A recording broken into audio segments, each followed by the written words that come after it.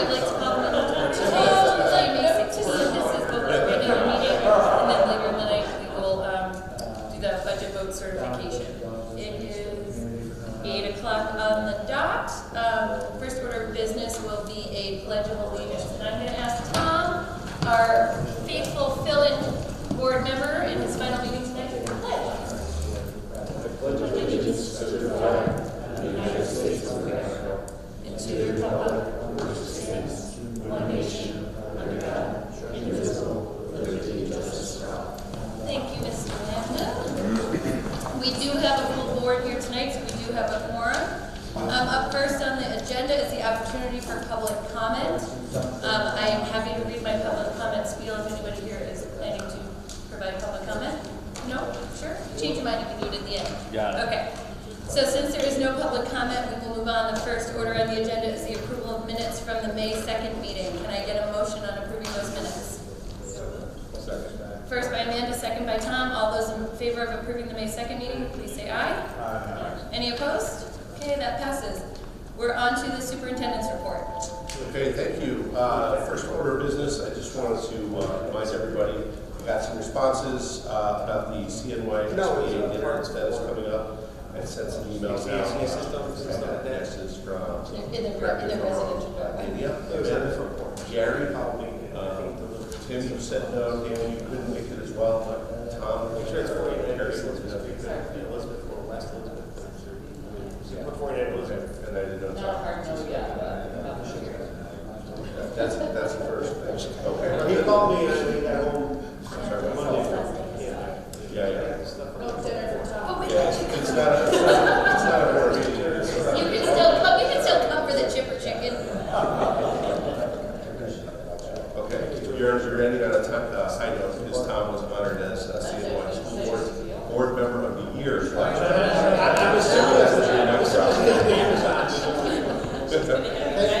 was a couple of exchanges through email that were missed with Amanda this week I discovered. Any other questions? Work received. Just wanted to say. Just a point of housekeeping. So normally, feels like they weren't responded to. we Typically, kind we of do the have 24-hour a little bit rule. lengthier of a We'll get back to report, you but within a because day. the budget vote tonight makes sense. Board members You obviously guys should be texted. Connor will leave here shortly.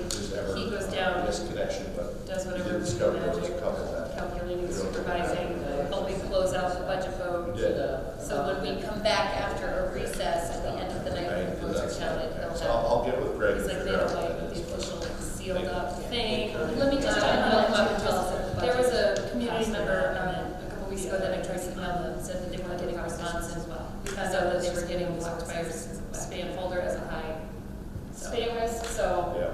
Thanks, anybody listening, watching, if you are trying to communicate with a teacher or an administrator and we're not getting a response. So next item up is staff conversation. We put it on here just as a general conversation. It's not on that as a board vote, but just so that we have also our it has its own line item on the agenda and for discussions. It's the Odyssey of the Mind, kind of the current situation, the funding, and how we want to talk about quarantine jail.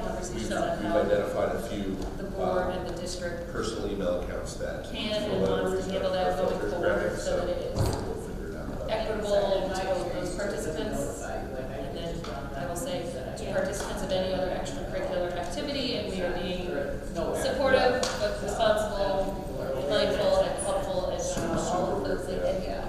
But for parents, just, So, never Eric, call you and wanna don't get a kick it off, response within a day. kind of lay the ground so we're all working with the same information.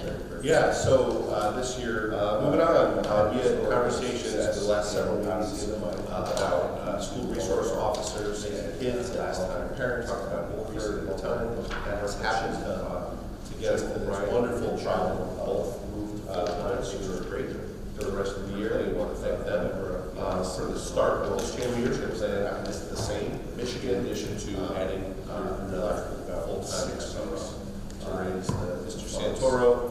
Has been really proactive in getting postings out, and 12 kids in the pool developed, interviewed in a fashion, probably in the showed up, so people done deep, and all of that money raised in 1 weeks, which is amazing. However, if we're going to sustain this program long term, we have to plan for it. Next thing, just wanted to mention was over the last share that a lot of different making sure that families are involved.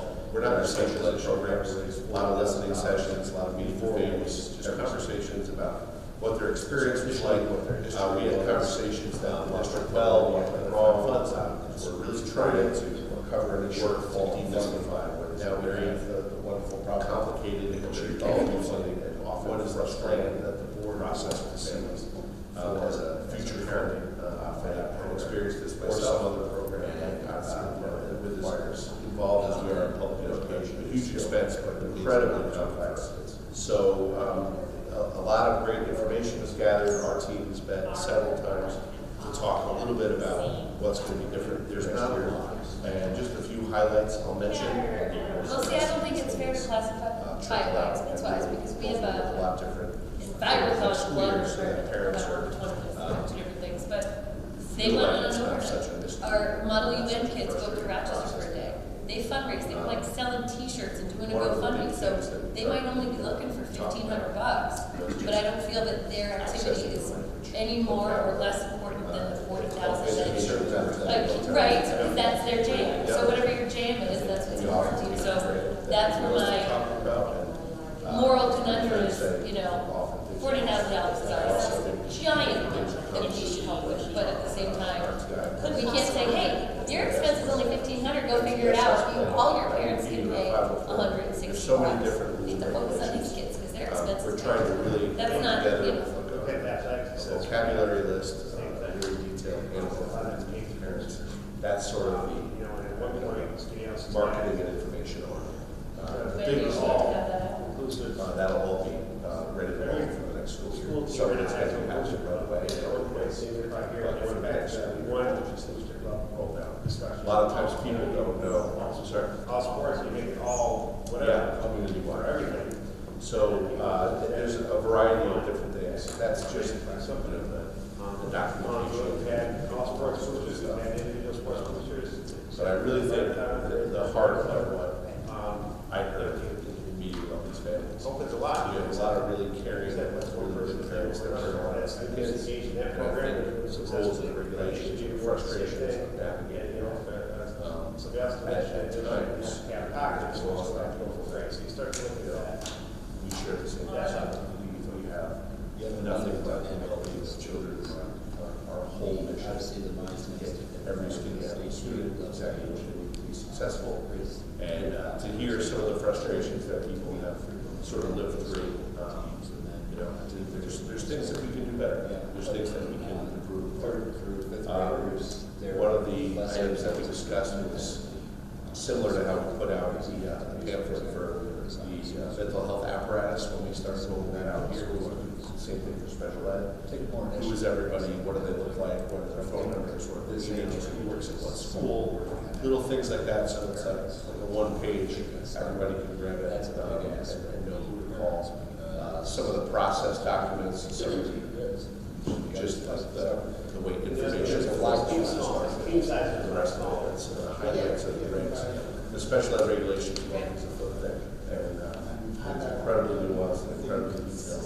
But there are some hot button issues that challenge. One of the big things that I think causes a lot of confusion here too is that we don't wait for students to label educational disability or an IEP before we spring into action and help. And I think sometimes what's lost in that process is that nothing this year. Perception is that nothing happens until you get an IEP, or nothing changes once an IEP has been delivered. Oftentimes, for our RTI process, quite a bit of work has been happening all along. That also prompted us to take a hard look at how our RTI process is done, and that will be ready to go for approval by the board then at reorg in July 1st. So that's another sort of integral step in understanding the flow of these additional services that are provided for kids. That's right, definitely. Special education. However, we talked about some organizational changes, we talked about some structural changes, the way meetings happen, who's available to the parents, and some of the things that I think just the way structurally we're set up, that will be changing so that parents have more access, parents feel like there's more personal attention, more check and connects, generally having access. And really understanding the scope of services. There's Regardless of their a lot of confusion. like if it's Inside or outside of that process. But I've said publicly many times, and I'll say it again, is that we can provide kids some of the accommodations that they need, regardless of an IEP. We can do that. So if we have a sports team that's going to Once states, they they're have going a to states, they're going to participate. they are eligible to receive So those I just, accommodations. what's that? It's really the difference. It's not just let them, it's going to be fun. It's really so frustrating. The hotels, transportation. Great education. So some of it's boosted, some of it is do a better job. But first student driver, hotel, overnight stay, for example, gas, transportation. If a student is to receive an IEP, they have to have demonstrated that we've tried evidence-based, data-driven intervention, and it's not successful. If there's a parent postseason struggling child loss or transportation, that's understandable.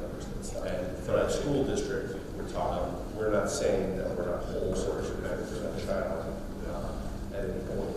I'm just, so I'm thinking, like, it's like modeling the end where they go to the competition versus something that's above and beyond. And then you And I don't and I think to some degree that some of the parents experience that.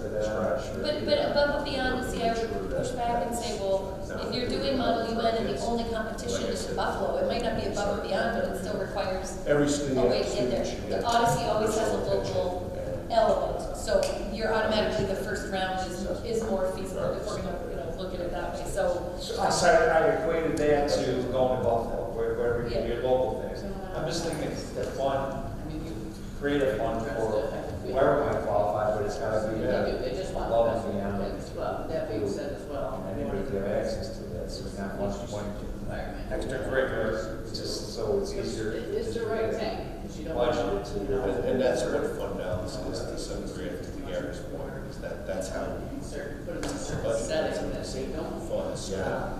Well, on the flip side of that, that's difficult to as a parent, but that's a legal obligation that the school has to do the least restrictive. And to our families, thanks for reaching out. Absolutely. You never have to apologize for advocating for your child. Our intent is that the process looks and feels different next year. So there's a lot going on behind the scenes to make sure that happens, and I will update the board as progress goes on. you have a question, Mandy? Yeah, at one point you kind of mentioned in a previous discussion that like a transition from building to building. That was one of the big things that was kind of repeatedly shared. Yeah. Was the team able to come up with any? So part of it was things like curriculum and instruction with different programs running at one school, different programs running at a different school. That's been resolved. It'll take a little time before that's 100% up and running. Another small thing, or it seems like a small thing, but we resolved it actually 2 years ago now, was some of the educational data that was collected on kids. We used STAR or Aimsweb at one school, and then the other tool, Aimsweb or STAR, at a different school, so that when the kids came over with the data, people were familiar with one tool and how to interpret that data, and then those kids transitioned to different schools. So those are the structural, organizational things that we're looking at to make sure What about the there's staffing consistent. transition? What about the staffing, hey, see ya, Yeah. Like, peace out from Waterman, how do we? Building in time and structure for those teachers to sit and talk about those kids. Hey, this is who's coming up, this is what their needs look like. That's all the stuff that we're working on putting together right now. Okay. And is State Street, in your opinion, more aware that they need to lay it out there that third grade can be a challenging transition for all kids? Yeah, And that doesn't mean that your child is academically behind. It's difficult for coincidentally, the big difficult transitions that occur in Minneapolis are pretty typical with the jumps in rigor from grade 2 to grade 3. The jumps in rigor is huge. Grade 5 to grade 6, the jump in rigor again is huge, and the environments are very different. So, you know, we've done things like the Laker Link program from middle school to high school. There's a million of these sorts of ideas floating around, but what we're trying to do is a consistent approach. If it works somewhere, it will work everywhere. And really just getting people the time to sit and meet and talk about the kids that are going to be in front of them in the coming year. And be able to now talk about it in terms of consistent data gathering, that we have consistent tools that we're using to capture all of this stuff. The BIMAS this year is the first time we've ever had that consistently all the way through as well. So I know there's data meetings that have been happening all year long. To get those data meetings happening across those transitions is key. And that will happen for next year. Yeah. Yeah. No, one final thing, sorry, you know, so first of all, I love to hear validation of experiences on both sides, right? From the family's concerns and the school's experience. One thing I just want to throw out there, not a question, just kind of a concern, is the mentality of we will always get kids what they need informally is wonderful, except for sometimes you will have a teacher who's wonderful about that. They're spot on, they're making sure that this kid is getting all of these informal things. And then they go to a new teacher, and that teacher might not be as wonderful about keeping up with all of those informal things. So I guess it's just a cautionary tale that it is a double-edged sword. It can be wonderful, but I think it can also set us up sometimes for a situation where a parent feels my kid was getting all of this and now they're not, and they're failing and now they're upset. Right. You know, that is something that has come up throughout those meetings too, is the goal is to move children towards independence. But I also just want to acknowledge that parents know their kids best, usually. And while we have wonderful people, and I do want to say that too, is a lot of people were very, very complimentary of our teachers, of our special ed teachers, of all the wonderful things that happens here. But it's information that's lost around the corner when they switch, or the impression of what your experience is going to be like from one school to the next is pretty radically different at times. So we have some work to do, but there's a lot of just unbelievable empathy and care, and really that overwhelming sense that our teachers are working incredibly hard because their heart and soul is in this. It's a calling for our people. I say all the time how proud I am of how hard people work. But not every person has the same love connection with every kid and every family. And I think sometimes we have to pause and listen and see what other resources we can divert. That's what we do all day, every day, is we look at what's available and try to do more for kids. And that's our job. Anyone else? I just have a final comment on this. I think the good that has come out of this, there is going to be a lot of good for our families and for our students and for our staff, but this was a good example that some families had some frustrations and they voiced those frustrations, and we had to do a lot of self-reflection, staff, administration, board, everyone, and then say, okay, we have to make some changes, and then to come and sit here and for you to say, I met with families, we have this kind of to-do list, we need to change some things, we need to adjust some things, and have this hopefully now open communication between these parties with everybody knowing we're going to have to keep, it's not going to be like, okay, we got the list and it's awesome and now we're perfect and you're perfect and everyone's happy.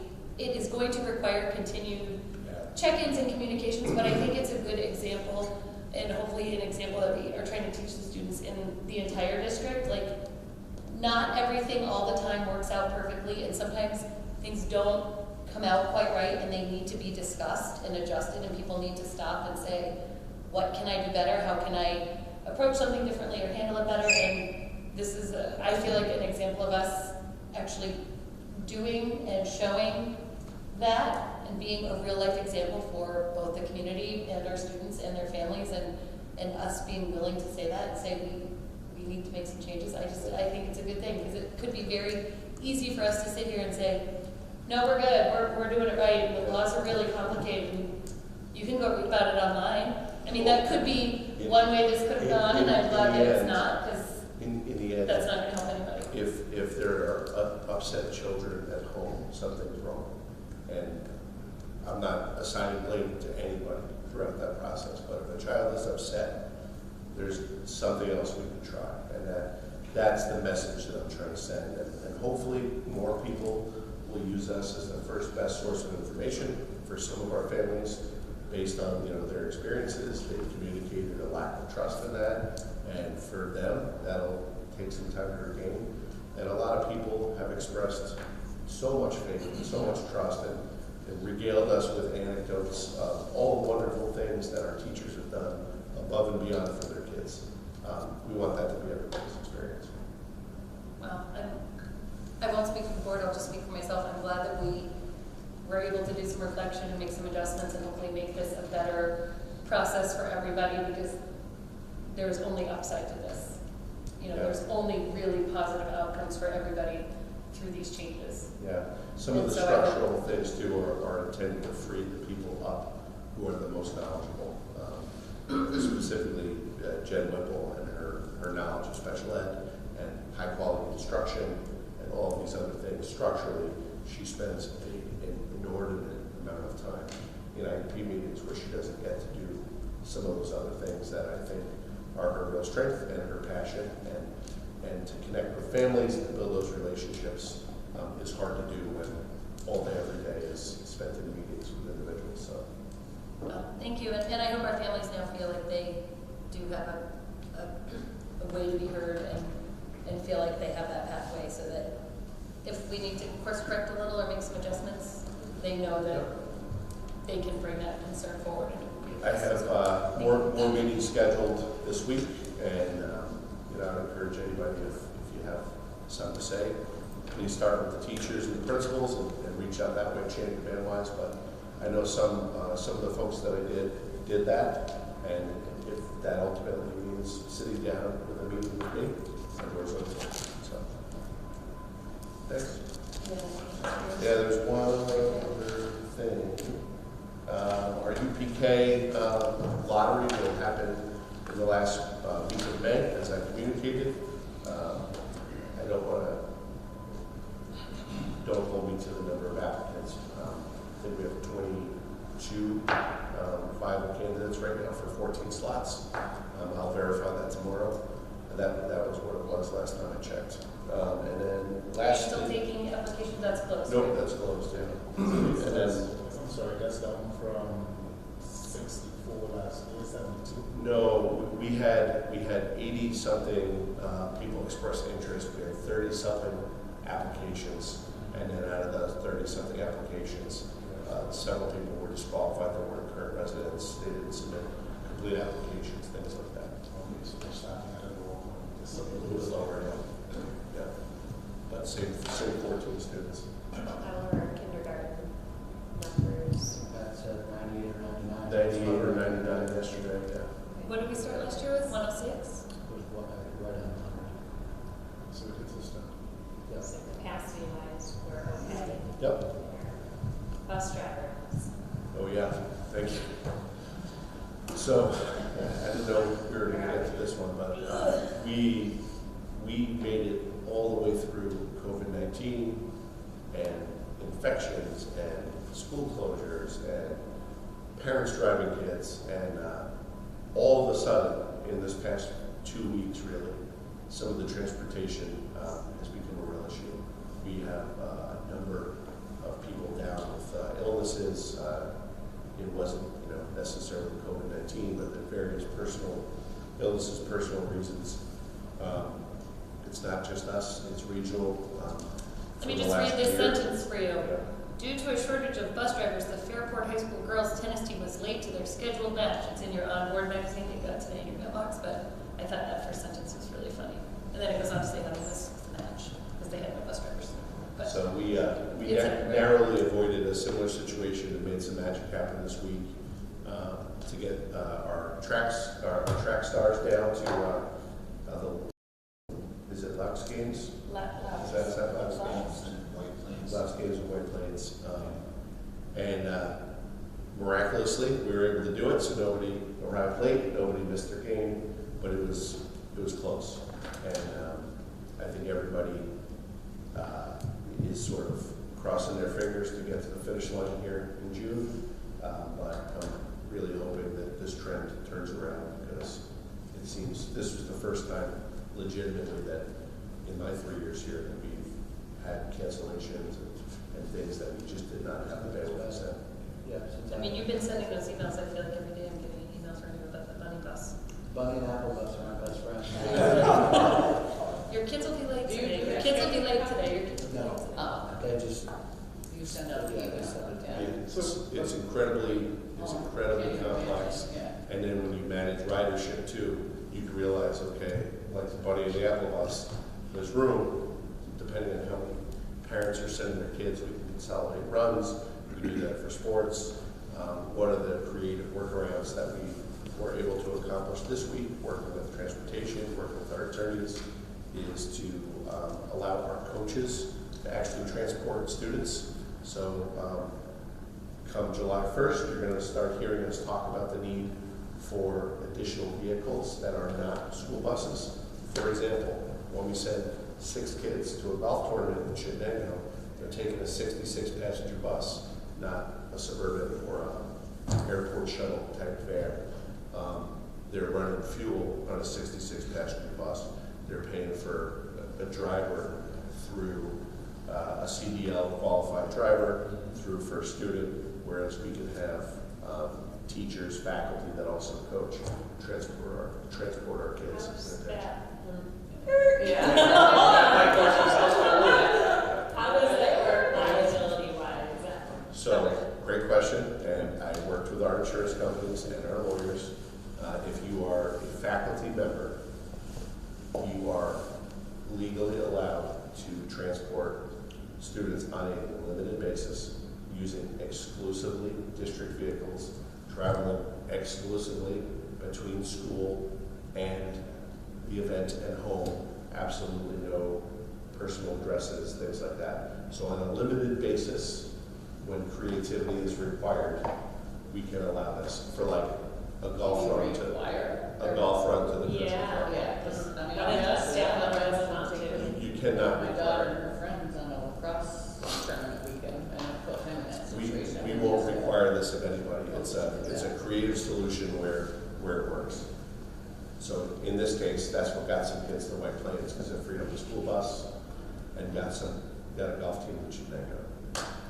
So, question on the bus situation. So, because we contract with First Student for our buses, the bus shortage, is there something in our contract with them that if they are unable to provide adequate staffing, we get some kind of kickback, or is there some penalty for them in our contract or something? there's some clauses in that, but Like, are we gonna see Connor's gonna have a big green credit on the next financial report? It doesn't work like that.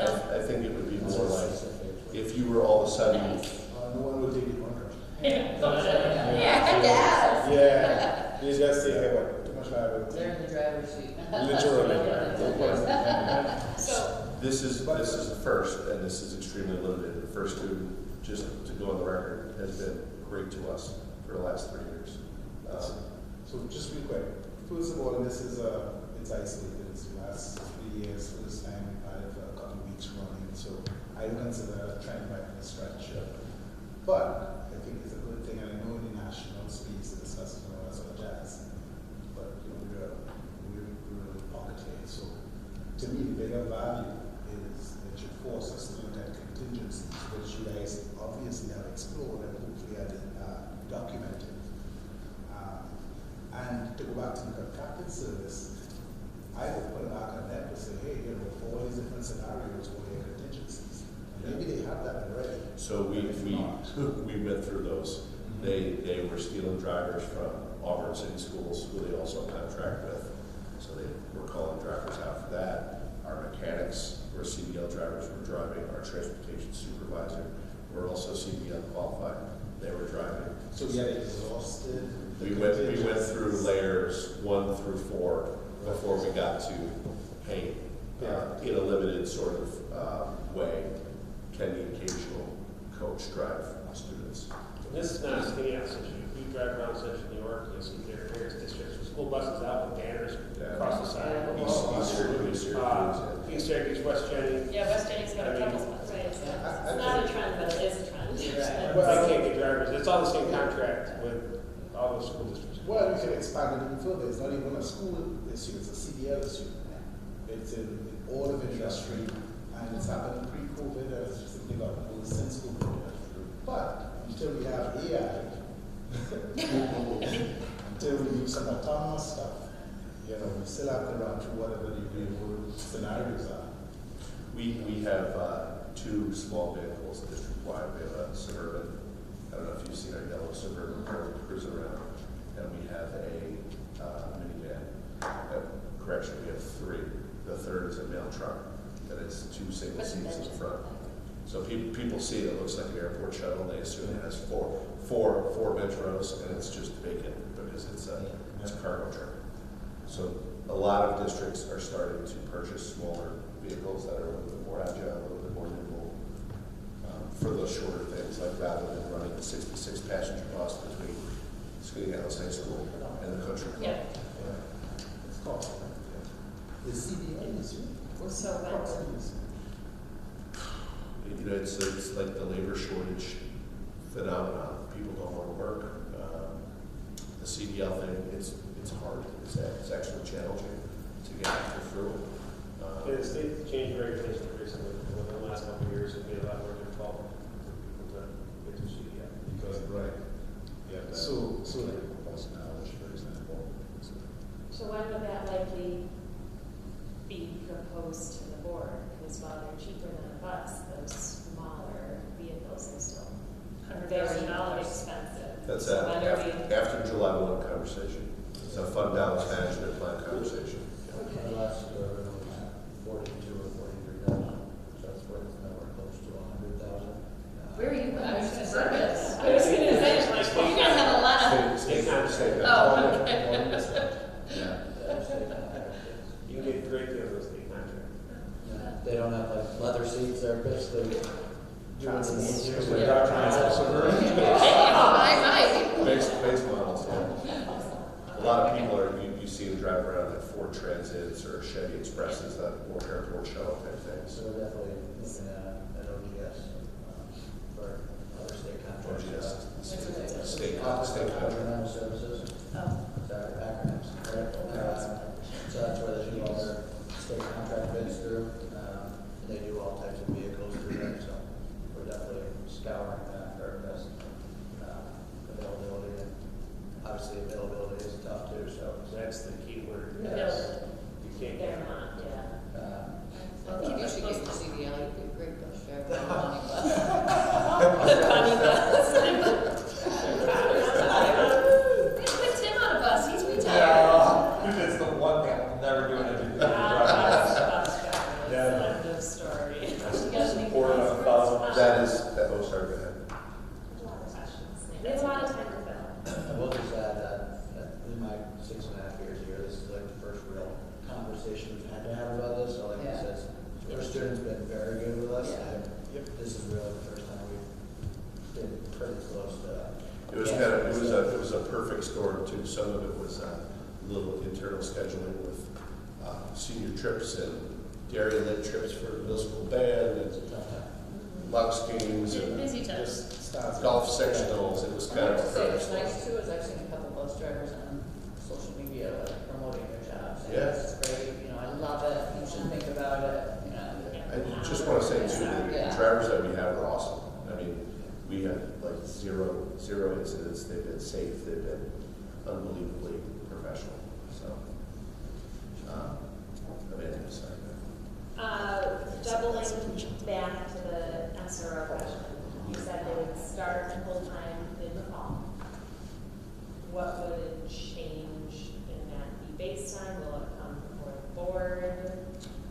Right now that is the plan. If for whatever reason those individuals decide that's no longer viable, they'll talk to us and we'll make another plan. And I should say continue full-time staff, but Yes. you had mentioned that it would be for the beginning portion of the school year, Yep. and then that will come before the board. Through December was the initial conversation that we had, and Okay. if it looked like that was going to be tenable long term, we might hire multiple part-time people to sort of fill those gaps. So looking through at least December. And then this can either be saved for policy, like committee update or policy or something, but obviously with the mind. You hold on, girl. It's all right. It's its own item. It's its own item on the agenda, girl. All right. Because I wanted to make sure that it was captured as its own item. Okay. I got you covered. And that was all for me. I actually have a question for you. Is everyone that would like to graduate on track to graduate next month? Yes, so far so Okay. good.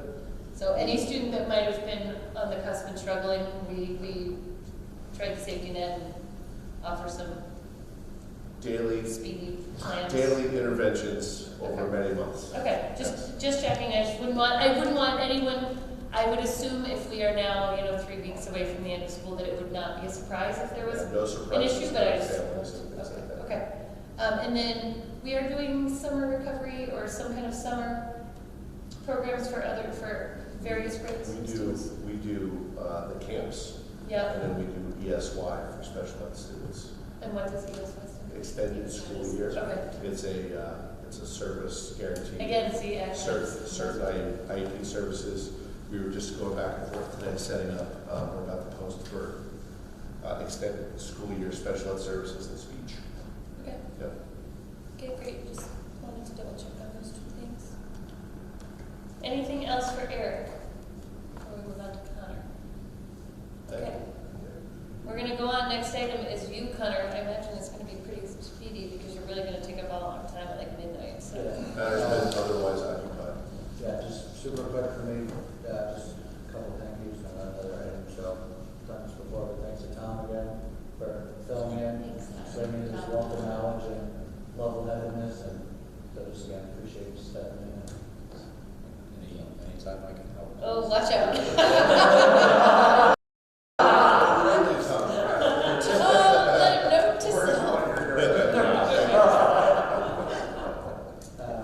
Just down at the district offices, thanks to the community for coming out. It was pretty busy down there. I think we're over 800 already. That was about an hour ago, so always appreciate that, so thank them. And then just update on construction. Obviously, we have a new project approved. We're at the end of the scheduling process, so summer's right around the corner. June meeting, we're probably going to ask Turner Construction to come, just give this roundabout of what we're going to see during the summer, kind of schedule what we're going to happen throughout the next year and a half. I've already seen some things going on, some masonry work outside the team rooms and stuff like that, towards the athletic field. But the real construction will happen early to late June, and then pretty hard on throughout the summer. So in June we'll give you an update of what to expect, where, when, and all that. So. Kind of, can you just remind the contractors to correctly address the half stuff there too? Yeah. If it wasn't community contacting, they had to deliver it to their house. Okay. That's a very important. Confidential information. But no, it was parts for Just HVAC systems and stuff like that. So in their residential driveway. it was on the front porch, so he called me and I think he delivered it to the central office. But make sure it's 49 East Elizabeth Street, not Elizabeth or West Elizabeth, because they're, I mean, if you put 49 Elizabeth, might not be. Appreciate that. Absolutely. That's the first thing. Well, he called me and we got home Monday from camping. He goes, I got this stuff on the front porch. I said, what's it for? He says, Sell it on eBay. he says from Turner Construction. I said, you might want to go up to 49 East Elizabeth Street, drive out. I appreciate that. I will. Just to remind him of the correct mailing address. That's important. If you had your CBL license, you can have it. I'm assuming it's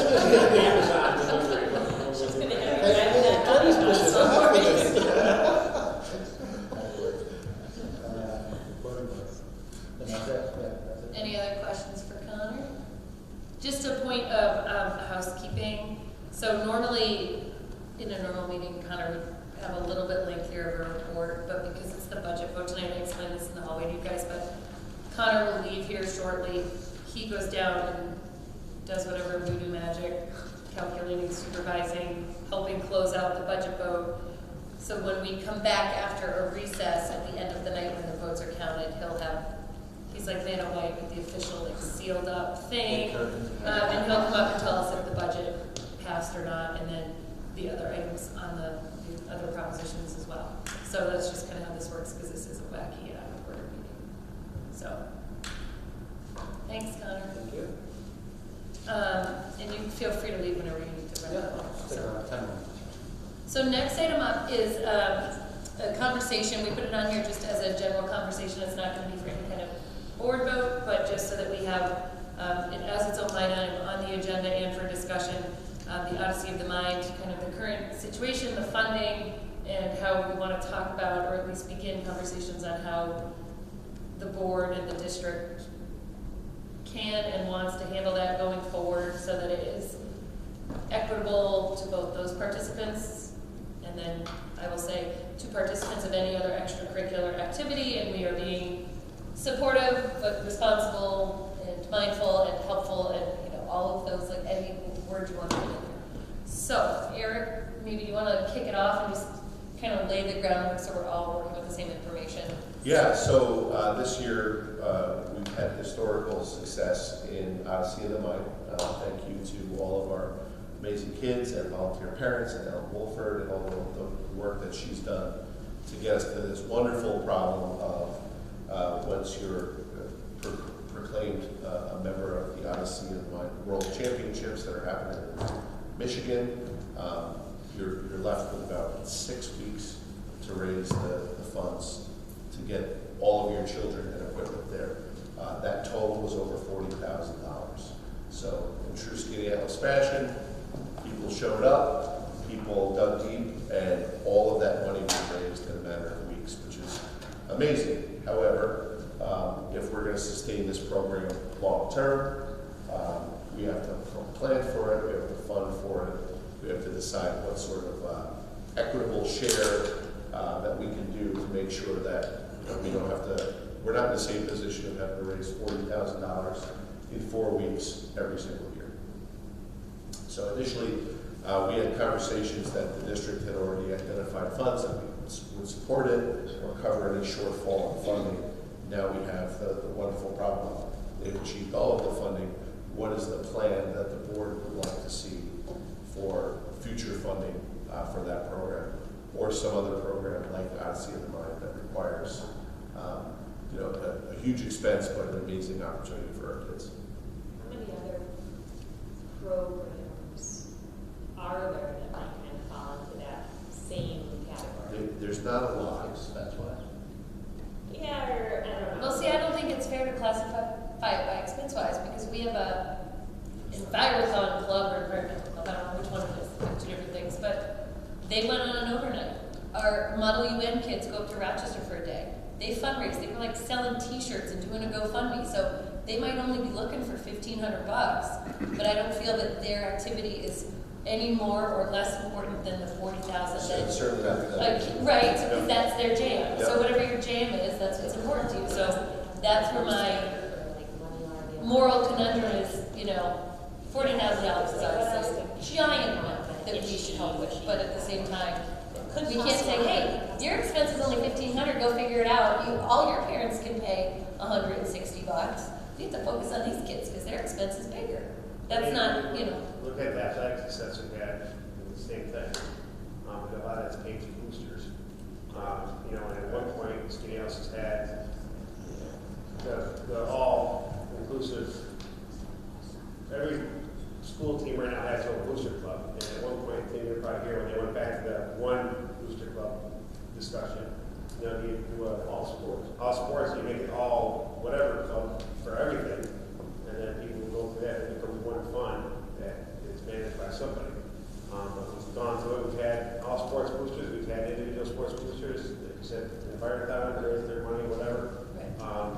It opens a lot because like you said, what's one person's thing over another? If that student's engaged in that program and they're doing it successfully, Right. they should be rewarded the same thing. And, you know, if somebody else doing that, they shouldn't have to pay out of pocket, if so-and-so got to go for free. So you start to look at that level.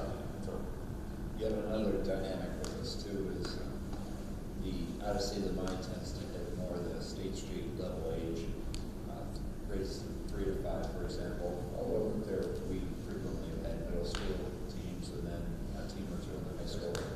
Yeah, but 3rd through 5th graders, they're less able to independently participate in fundraising activities, for example, whereas a high school student and to some degree middle school students take more initiative, I guess, along that line. So I think this age range is somewhat more dependent upon parents to make that slack up. That's a big ask of the parents because parents are really busy raising their kids and doing the other things. So there's a lot team going on. small. Team size is a lot smaller. But yeah, everybody else never had. Right. Yep. And we've had that outcome, I think, consistently, be it boosters, be it with what have you. And the challenge is all the groups are in different spaces, so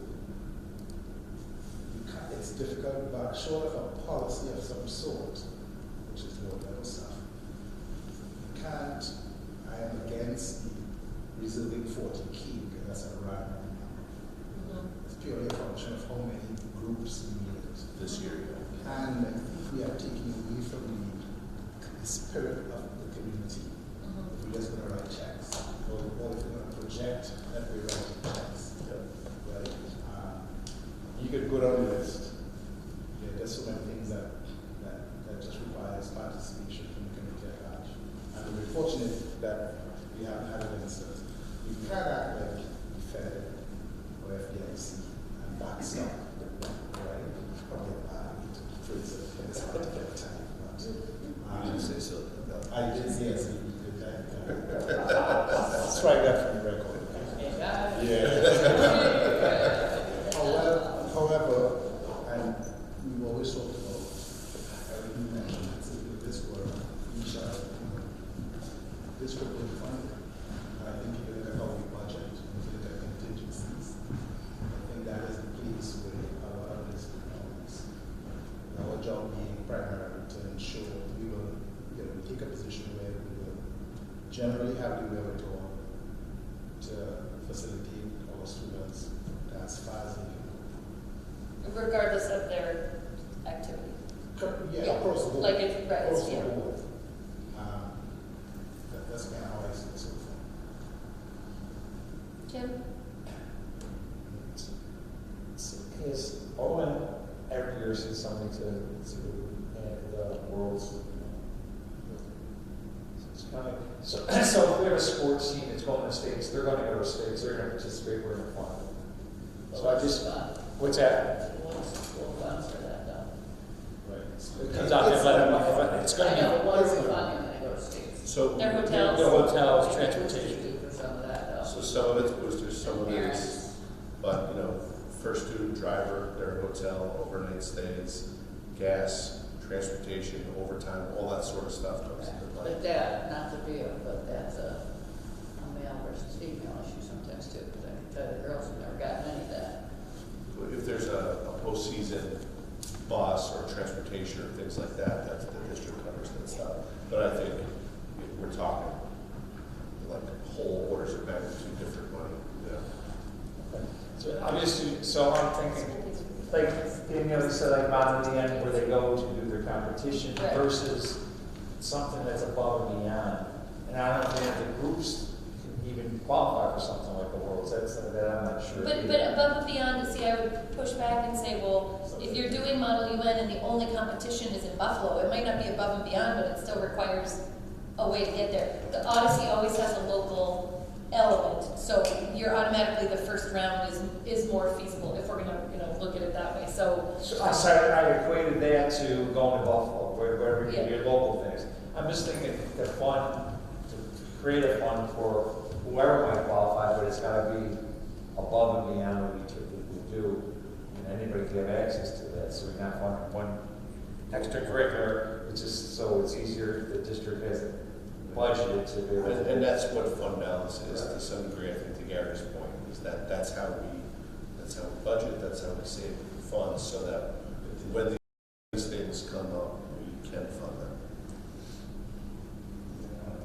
Yeah, we're not gonna prevent any student that financially can't do it from going forward. That's not gonna happen. We'll get that worked out.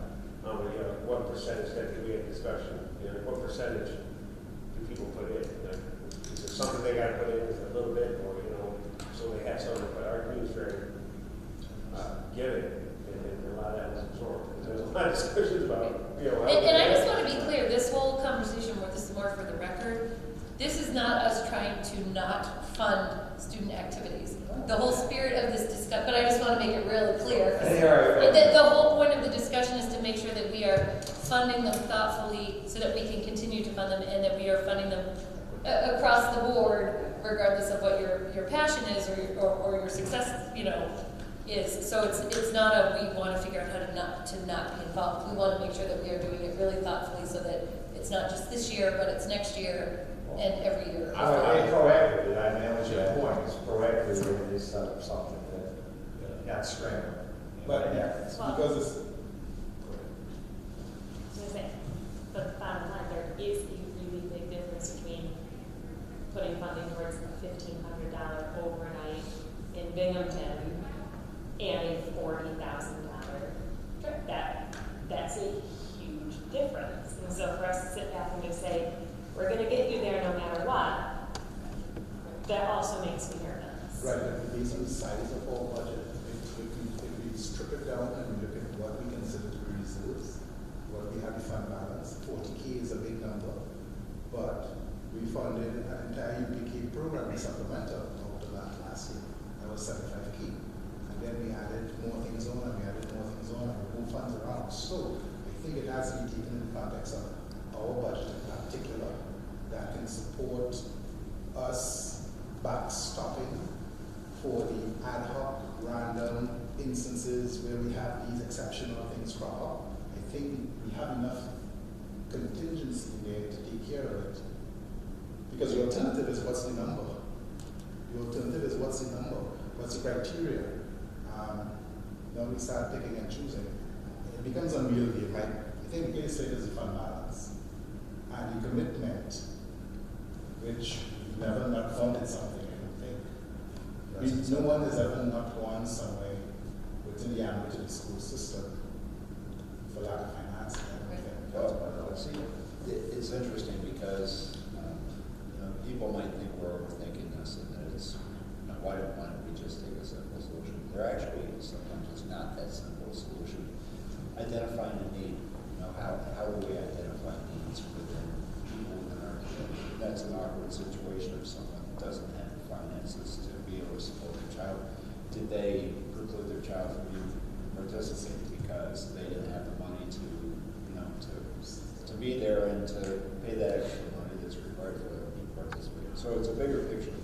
But the good thing too is if we can solve this better, and I think maybe elements of this are solved, it's never gotten to the board level to be a very involved discussion as far as need for individual students. I don't know how that's done in the district. I was on board for 12 years.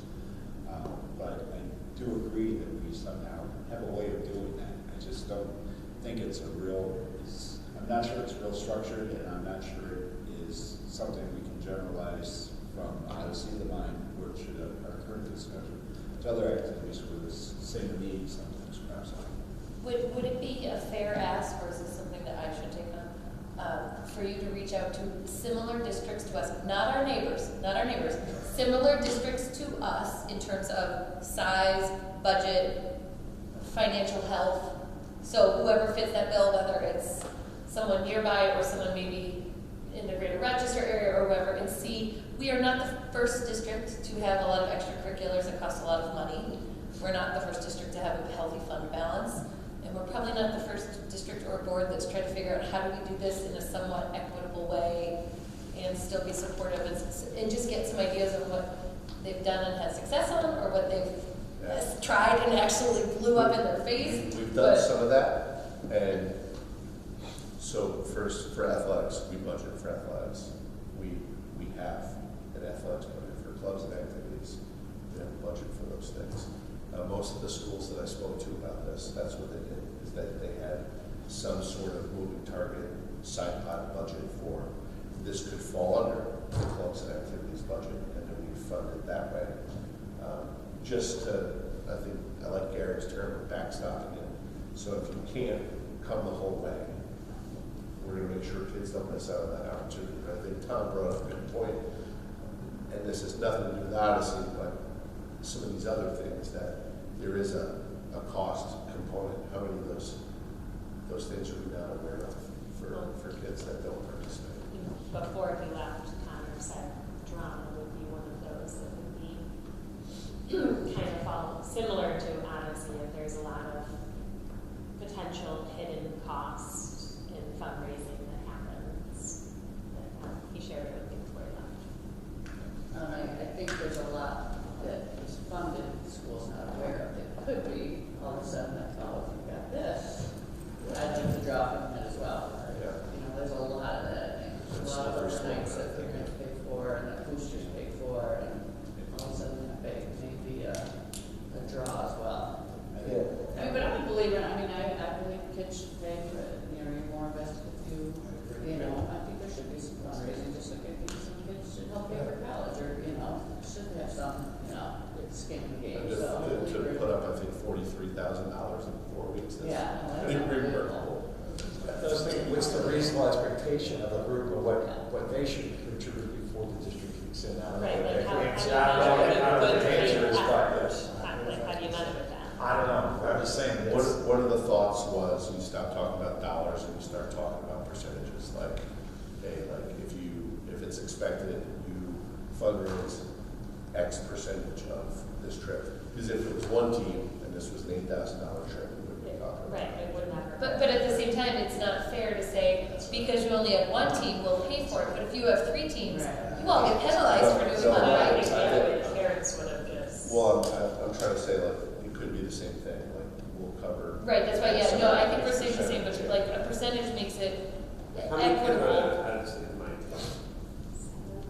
Okay. So it's $8,000 a team. This is $690 per student to go, and that's just their stay in the dorm room.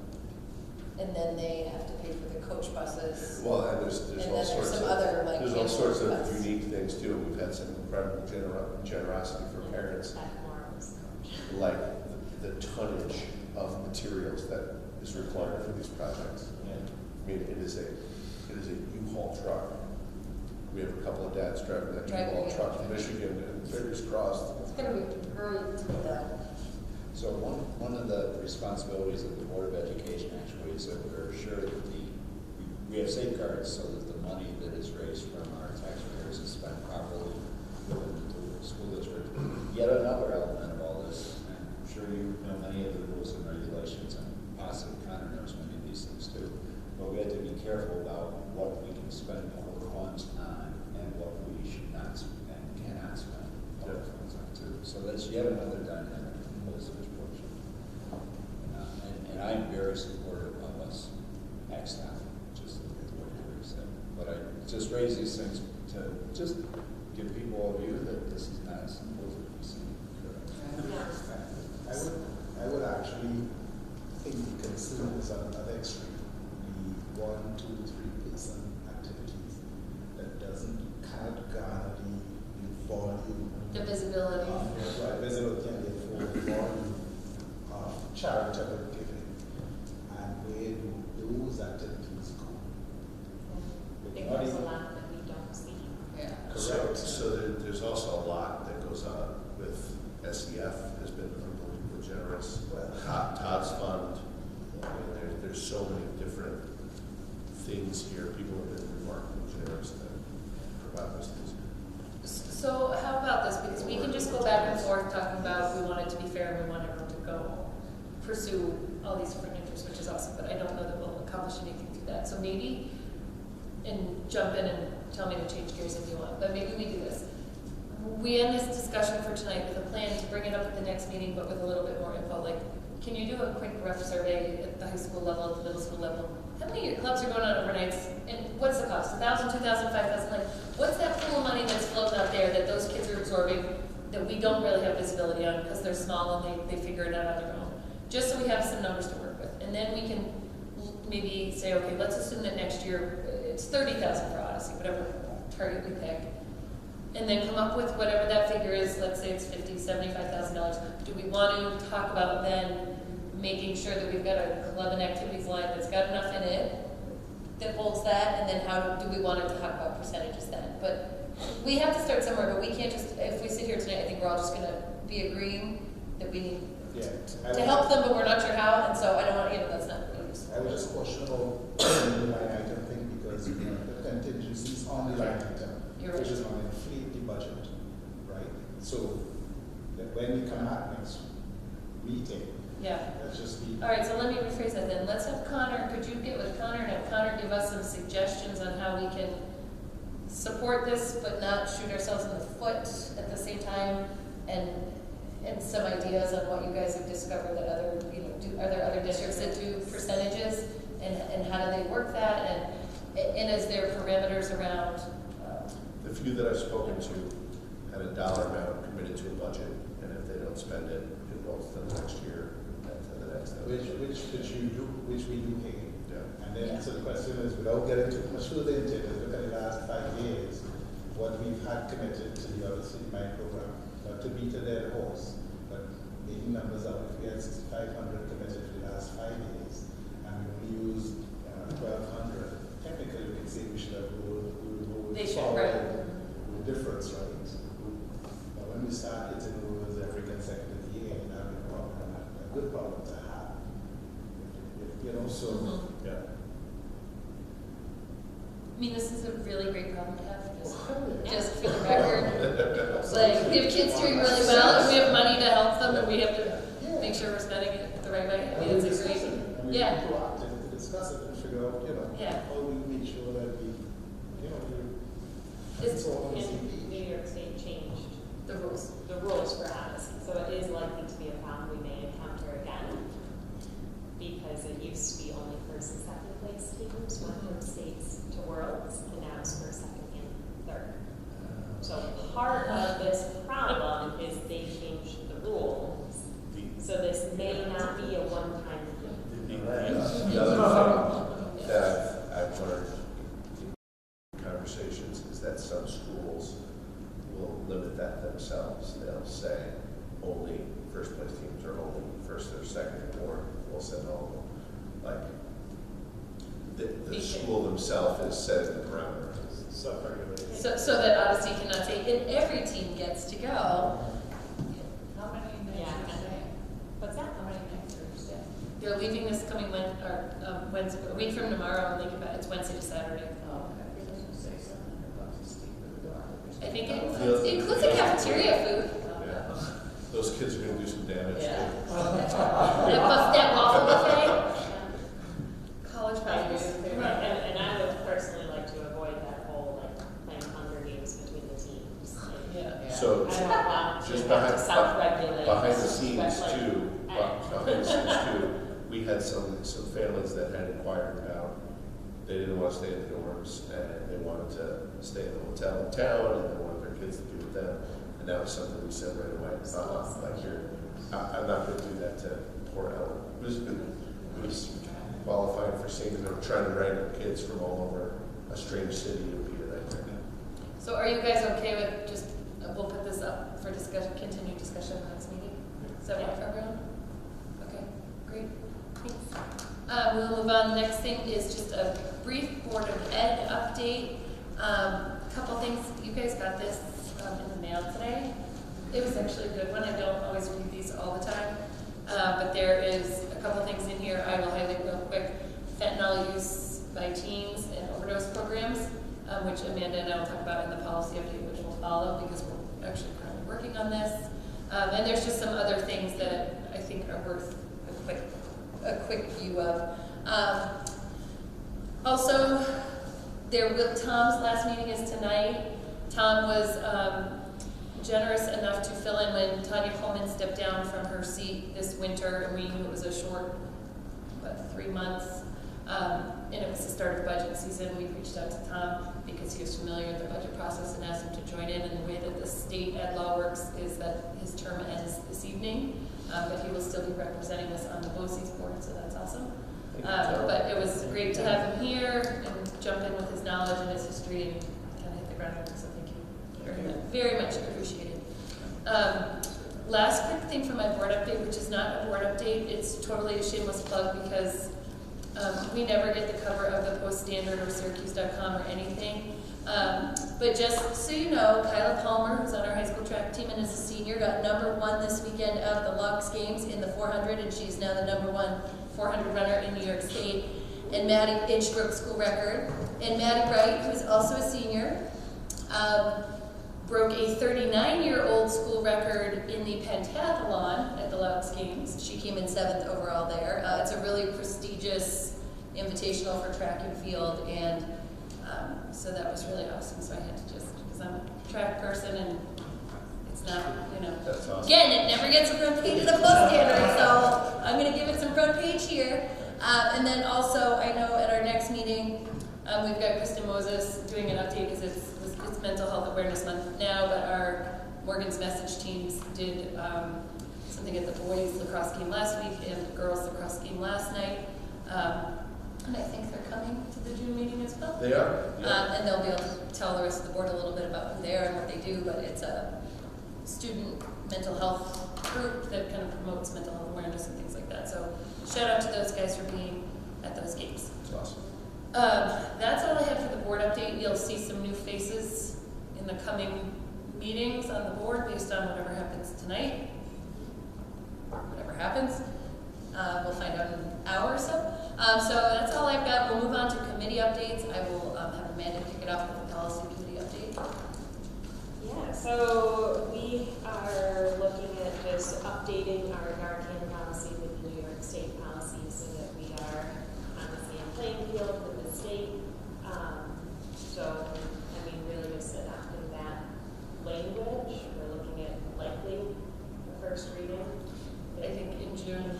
We got the policy template from NISBA, so one of our benefits of being the school board is New York State School Board Association has a lot of policy templates, and especially on ones like this, there's no need for us to figure out how to write a Narcan policy.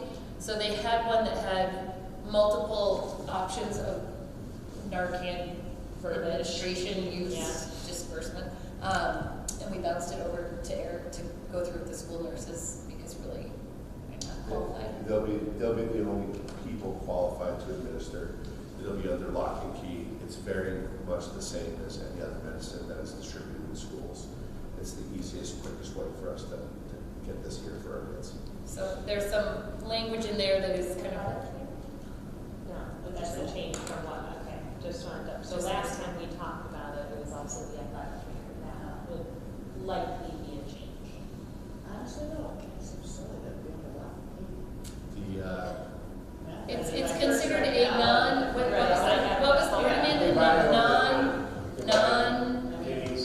you get a doctor's note, non-specific doctor's note, and we can distribute it. But the way the language is, the policy bank strongly recommended that we have the school attorney also review it because there's some optional language that you could choose to put in there. So it's sitting with Bethany right now to review. What I was in through BOCES, my concern was, well, what if, it's not fentanyl, what if they're diabetic? They can't do anything to that person. It's like, okay, so if it's administered, it's not going to do anything to anybody. So. If people carry it in public, people have it on their mobile Yeah, I phones. have it on. Yeah. We have the luxury too of the A, Good Samaritan laws, and it be how fast the response time is to campus. Yeah. So if it was at a game or a night event, how quickly people would be on site, I think really uncomplicates the process for us to have this in schools. But again, just timely that this was the cover of the onboard today that you can read when you get home. And that drug is in the skinny house. Oh, yeah. I'll let you know. Yeah. Fentanyl. We had two overdoses this school year. in the community, not school age children, but families in the community. Yeah. Two that we know about. This was the last time Scott and I spoke, Chief Henrique, and that was probably 2 months ago.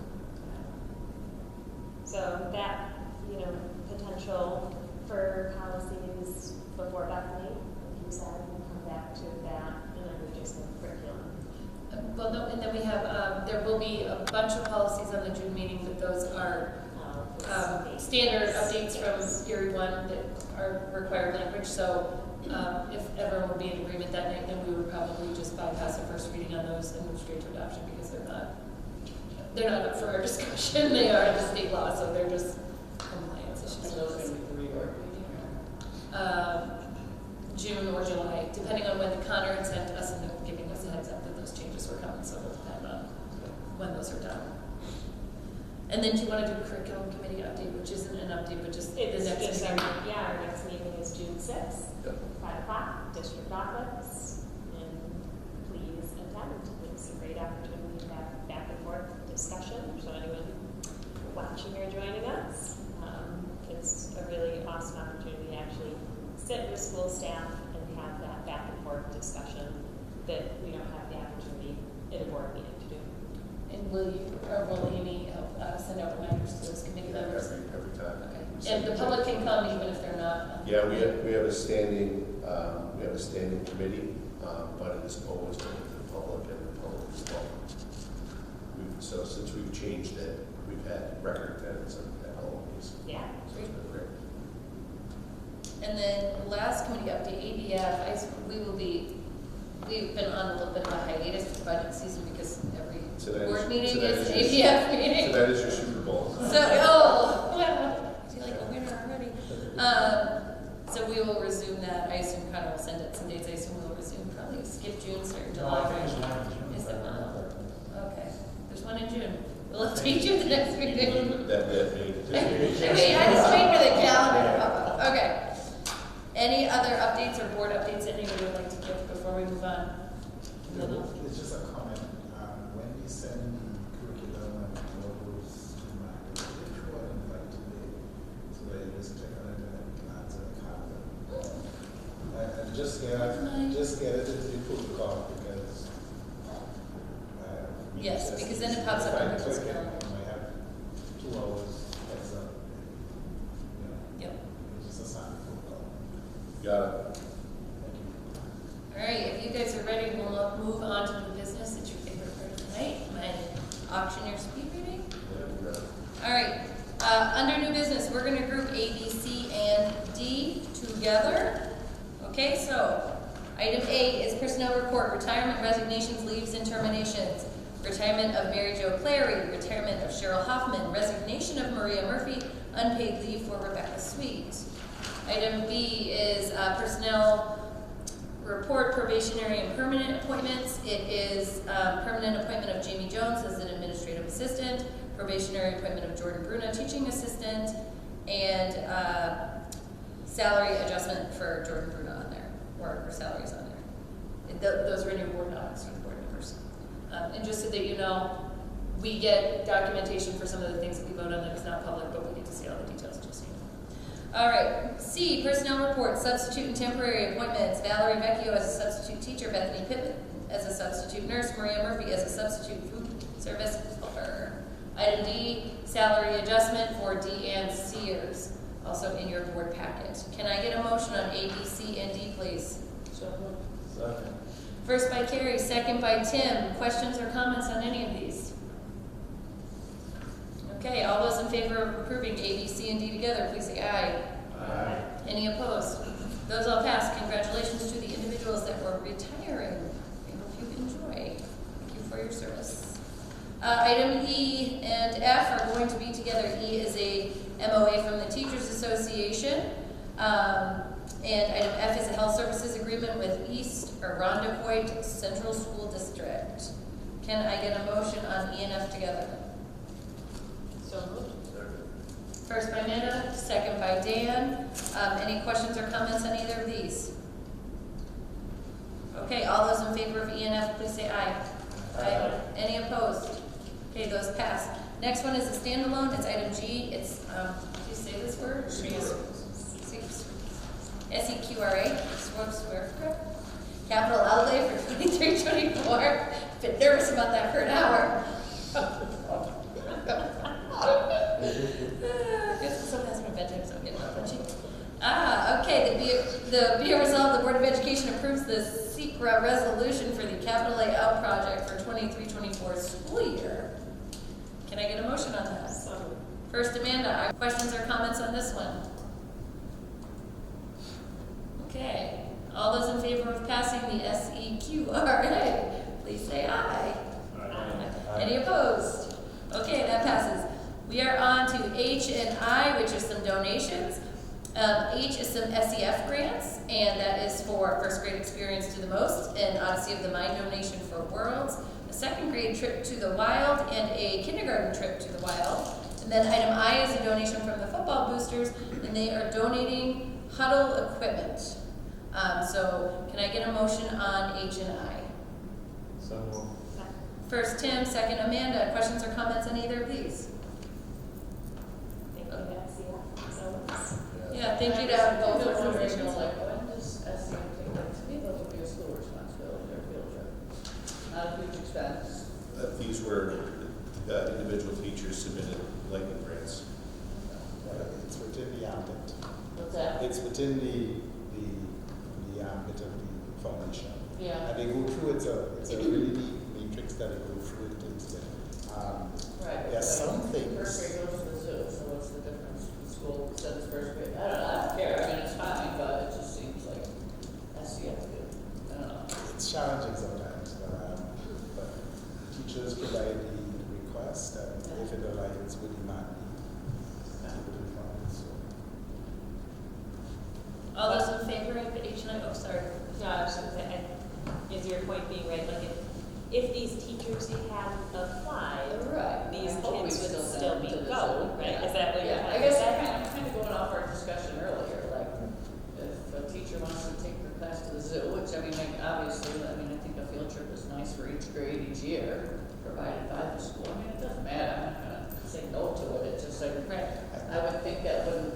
I guess the question is, what are our School. parameters of us funding field trips, and do we say we will fund X amount and above and beyond that?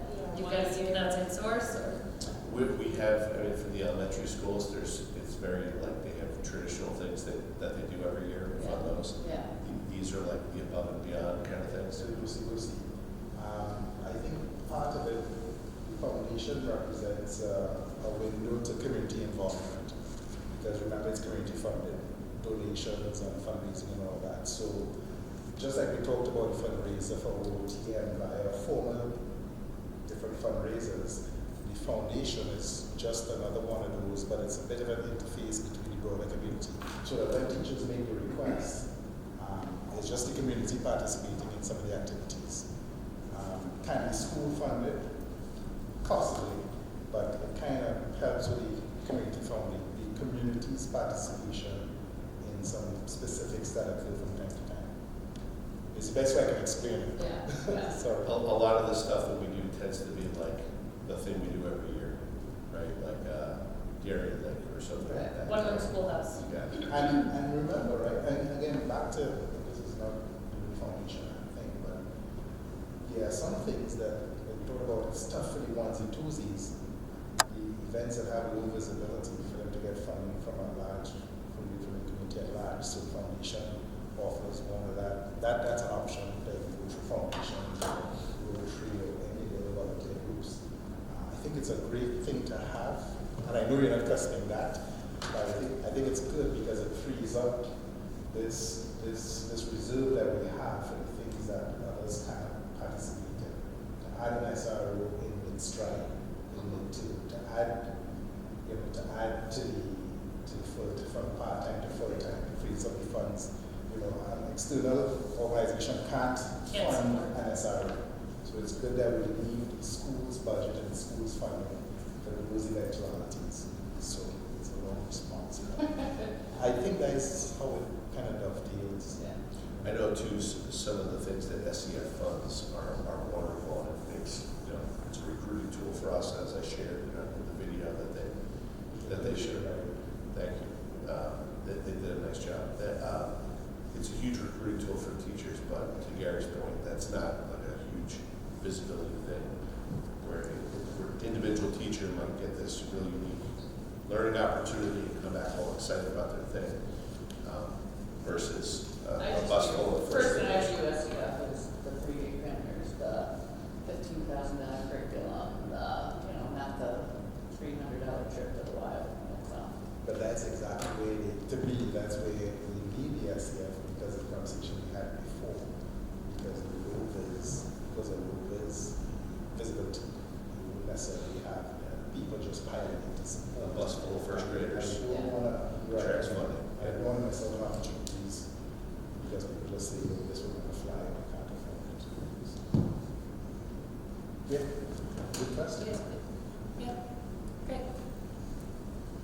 All those in favor of H and I? That's all right. That's where we are. Aye, any opposed?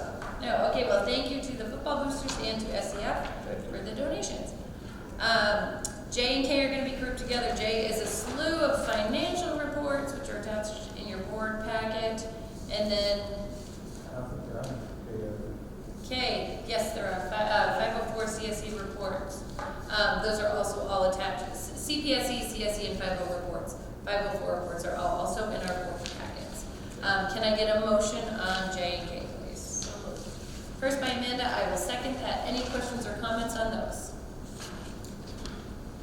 Okay, all those in favor of approving those two items, please say aye. Aye. Any opposed? Okay, that passes as well. Now we are, yeah. So they are on here, I'm online, there's nothing on here, and the board, Are you in the Are you polling logged site in? or are you logged in? login. Okay, I'll make sure Ken puts those in. For the I think they're financial? there. Can you guys? No, for the So CSE. financials, and they're not the five, that's why I didn't They're present all each season. Just, You is might, this what you're asking about? Yeah, they're all there, right? They were. Yes. It's the executive school. Maybe that's a problem, I'll scroll, No. won't do anything, refresh. you might just be, I got it. Keep going, Yeah. keep going. But they're there. Amanda's got You them. got it, Yeah. go ahead, keep going. Okay, so now we are at the fun part. So we are going to, I'm gonna make a oh my gosh, let me start. I'm gonna make a request for executive session. Typically, our executive session is at the beginning of our meetings, but because we have to stay up so late tonight, we are gonna make a request for executive session to do it now, so we can make the most use of our time. We will go in a separate room, we'll have executive session. We will reconvene from executive session to say that we're back, and then we'll then take a vote to go into a recess, and we will just hang out. You can read books in the school library or something, run the halls, whatever you want to do. Until Connor comes back up, it could be 10 minutes, it could be an hour, it could be more, but we'll just hang out till I don't then. think it's ever been before 10:30. Bite your tongue. That's like tomorrow morning. So, can I get a motion for us to move into executive session? First by Gary, second by Amanda. All those in favor of heading into executive session. But let me read this, my own fault, sorry. I would like to make a motion to meet in executive session in accordance with Public Officers Law, Article 7, Section 105, District Policy 1525, to discuss matters leading to the appointment, employment, promotion, demotion, discipline, suspension, dismissal, or removal of a particular person. So let me do that again. Can I get a motion on that? First by Gary, second. Second by me, I have a question though. Yes. Should we move the second opportunity to public comment before we And have it now. leave? I'm sorry, I'm throwing this in there. Yeah, so would you like to make a public comment Like tonight? 11 o'clock. Okay, are you sure you can stay till midnight and hang out and like come up with something? I don't plan to stay till midnight either, but. Okay, Sorry. so yes, good point, So but all right. still so we're- seconding the motion. Still second, so all those in favor of heading to executive session, please say aye. Aye. Any opposed? No, we're gonna head to executive session. When we come back, if you guys would like to. Okay, the board has exited executive session. It is 10 o'clock. I'm going to ask for a motion to resume regular session and then immediately go to recess, which we will just stay in recess until Connor comes back and we certify the vote. So moved. First by Amanda. Second by Carrie. All those in favor of coming out of exec and going straight into recess until we resume to certify the vote, please say aye. Aye. Okay, great, thanks. We are in recess until we're not.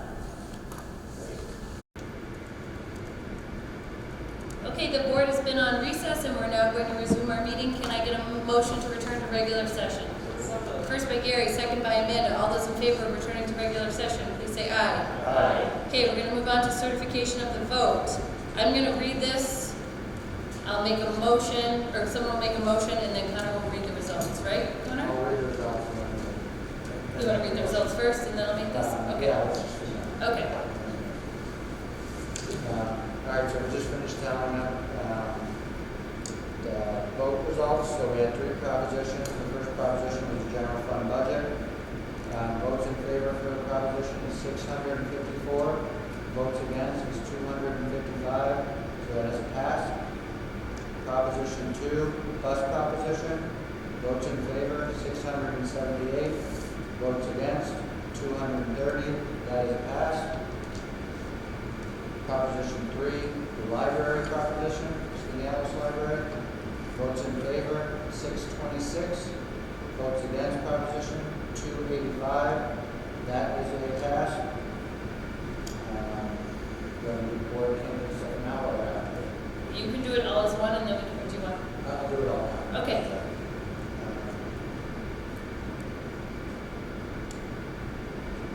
You have to do that. So Board of Education candidates, there was only one candidate for, it was Dan Evans.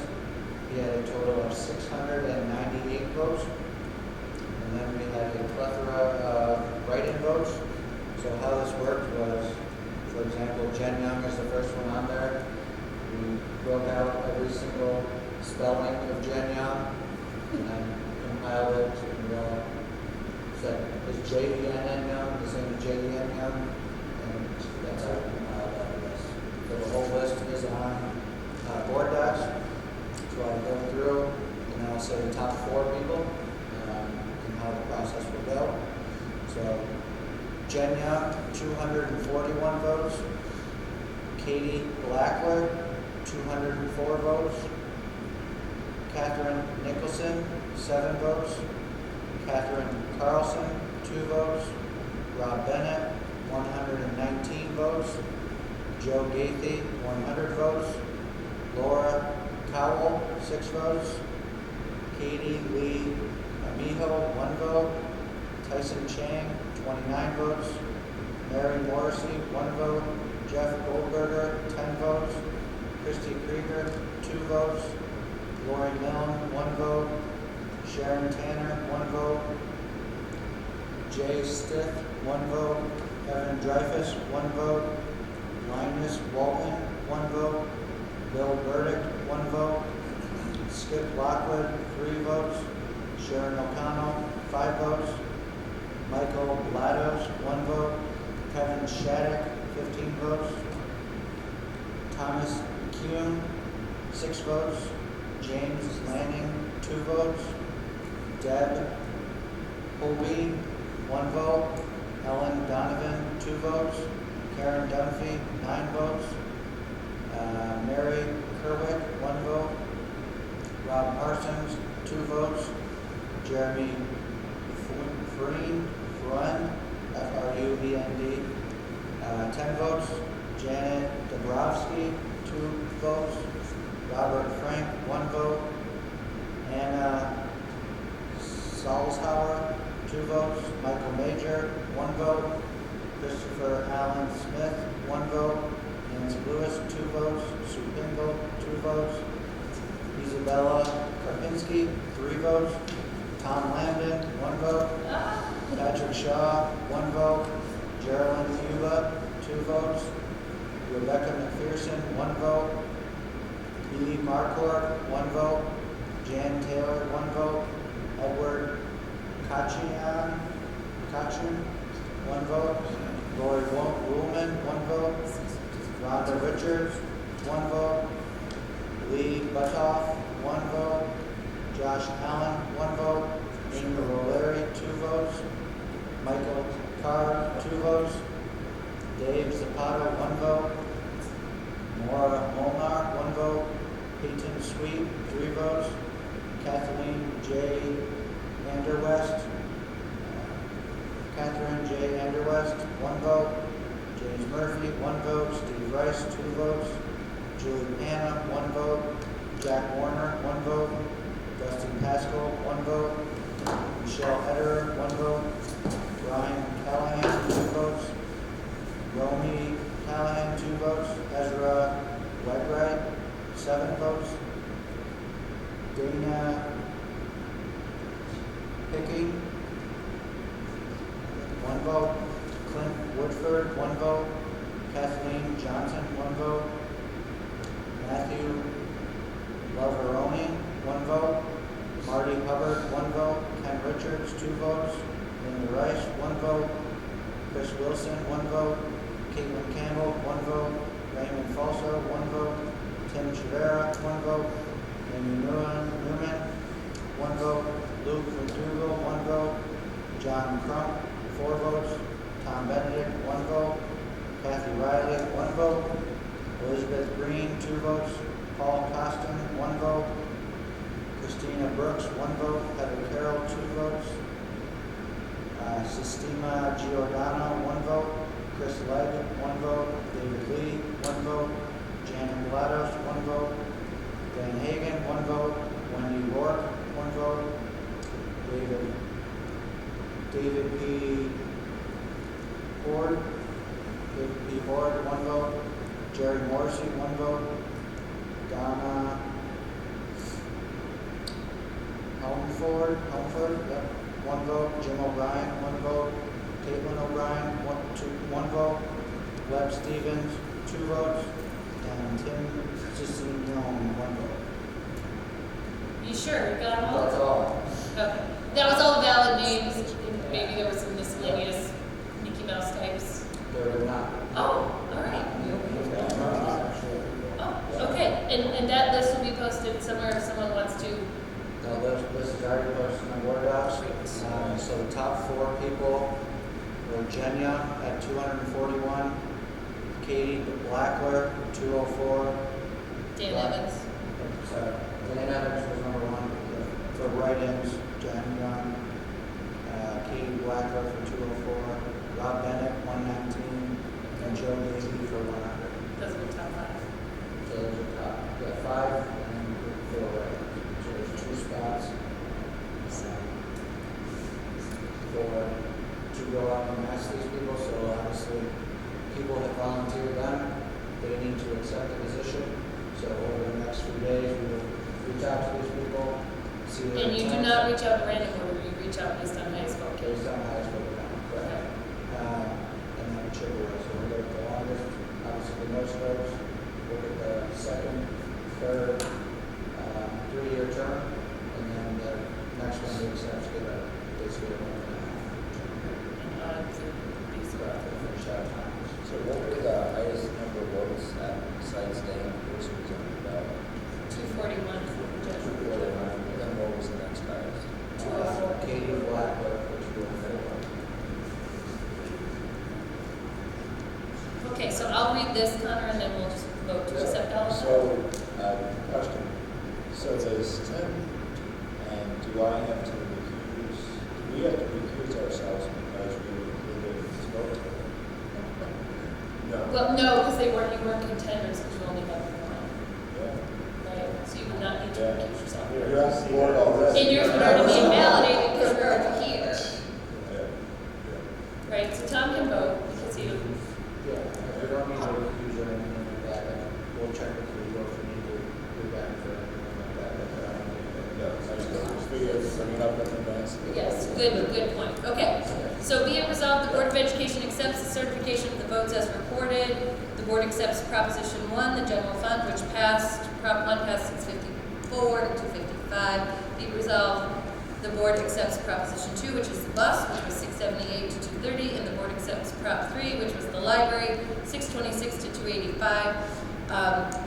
Plus all the board names that Connor read, which I will not reread, and that is all posted on Board Docs. Can I get a motion on these items?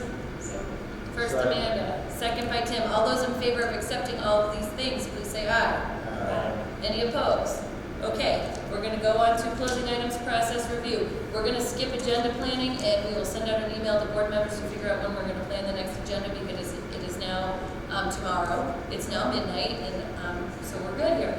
If Anybody doesn't have anything else to say, we are skipping the second opportunity for public comment because we offered that before we went into recess. So we're gonna skip that for now since we already offered it earlier and had no takers on that. The next board meeting is June 6th. Like I said, we'll send out an email to figure out agenda setting for that.